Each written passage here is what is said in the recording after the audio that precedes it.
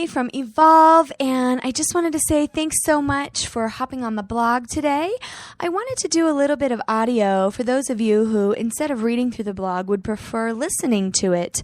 So today the blog is about balance and creating that. And so I just want to talk a little bit about what that looks like for me. So, and for you, what do you think about when you think about balance? What comes to mind for you?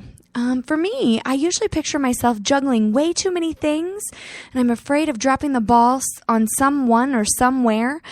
Balance doesn't just happen, and I have to remind myself of that. It is something that I have to create. I've got to work hard to stop the juggling act and prioritize what's important to me and how I choose to live my life. This whole month, I'm going to be talking a lot about balance and how I work to create that for myself and how you can too.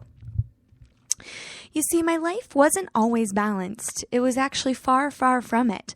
I used to think that it was all about the other people in my life, my kids, my family, friends, coworkers, clients, husbands, pets, strangers, and, well, kids in Uganda or Africa or wherever. You get the picture.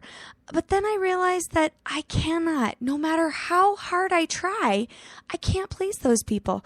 And even if I chose just one of those people to focus on, I won't please that person all the time either.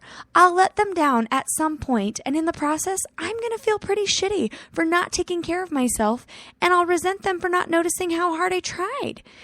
And when I finally let them down, not on purpose, mind you, but when it eventually happens, I feel even worse. And you know how I know this is true? Because I lived this life for years and years and years and years. So when I finally had this epiphany and when I finally realized this, I decided that in all things, I must work to please myself first. That is the only way to stop the roller coaster of emotions created by trying to please others. It's the only way to stop feeling bad based on someone else's expectations that I absolutely cannot meet. Now, I'm sure to some of you, this sounds horrible. It sounds like you're being selfish, or like I'm asking you to be selfish, or that I'm selfish. And God, your parents didn't teach you to be selfish. They taught you to be kind and giving and loving. Except that I believe that we're selfishly focused beings, and we're living in a world that contradicts who we are at the core. This one thing teaches us to feel awful about ourselves and creates a lack of confidence and constant seeking in others to feel good about ourselves. This alone creates such an imbalance in our lives, and we will never find, not long term anyway, that feeling good that we seek outside of ourselves. We must learn to give it to ourselves. And when we can, we have begun to reverse this lifelong teaching, and we have found balance. We have found balance internally. And when we find balance internally, we create it externally. Okay, so maybe you're with me here, and you're asking, why or how? How does that happen? Well, I believe that when you have internal balance and the confidence to say no to the things that do not serve you and yes to the things that do, you will not find yourself overworked, overwhelmed on a constant basis. Now, don't get me wrong. There are going to be times when things come up and there are way too many things on your plate. But in general, you'll find yourself feeling peaceful. You'll find yourself feeling happiness, joy, and contentment as a general rule.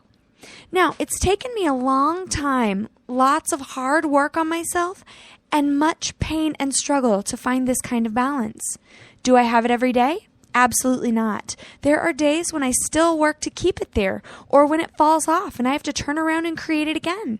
But generally, I have disciplined myself to let go of my story that held me back, the expectations of others, and the cumbersome load of emotions that caused me to seek happiness and validation in others. What I have created as a result is a life full of confidence, a life full of people I love and that love me for who I am, not who they want me to be, or who I'm striving to be so I can please them.